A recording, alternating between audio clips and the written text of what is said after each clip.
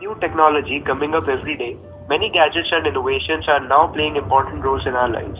We do not even think about many of them. One of these innovations is touchscreen. Touchscreens are used in many devices like smartphones, laptops, responsive panels in various machines, etc. They enable us to surf through the facilities provided by the respective devices just by our touch.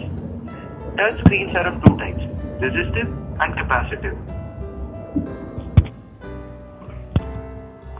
Resistive touchscreens actually resist our touch. These have multiple layers, some resistive and some conductive.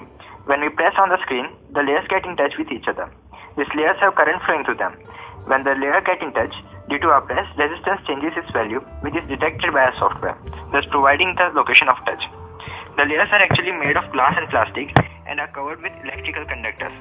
Often these conductors are made of thin film of transparent conducting material like tin oxide. When we press down on the touch screen, contact is made between grid on the glass and films. The voltage of the circuit is measured and X and Y coordinates are calculated based on amount of resistance at point of contact.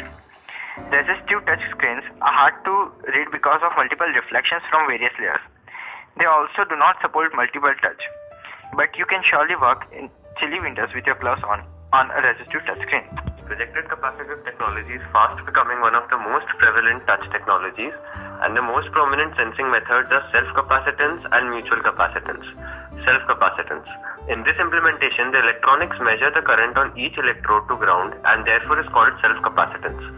There are two options for how the system can detect touch: multi-pad construction, where each pad represents a touch coordinate or rows and columns. When a finger or grounded conductive stylus approaches the screen, they couple to the electrode and increase the current draw as it creates a path to ground and hence increase the capacitance also.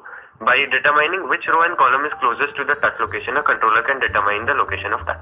Imaginary ghost points are a result of false row and column intersection in locations other than touch location for multi-touch, as touch X and Y coordinates are separately detected and not combined. Mutual capacitance. Mutual capacitance is the capacitance between two charge-holding objects.